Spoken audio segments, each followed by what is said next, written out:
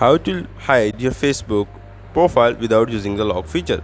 This is what we are going to talk about today in this video. Make sure to subscribe to the channel. This really helps a lot. So without any further ado, let's move into the video. First of all, you have to open Facebook app on your mobile. As you open Facebook app on your mobile, then you have to go on these three lines that are located up above and click on them, and then you have to scroll down and go to settings and privacy option. Over in settings and privacy option, you have to go on the settings option. As you go to the settings option, you have to scroll down, and over here you will have the option. Now over here you will have this kind of option under the audience and visibility option. Now over here you have to go and find your post story or whatever thing that you want to hide.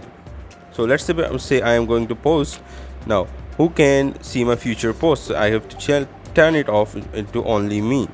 Now as I turn it on, as I turn it off to only me, then only I will be able to see my future posts, so my profile will be hidden. This is all from the video. Make sure to subscribe to the channel. If you have any question, put it down in the comment section, and also don't forget to hit the like button. Thank you.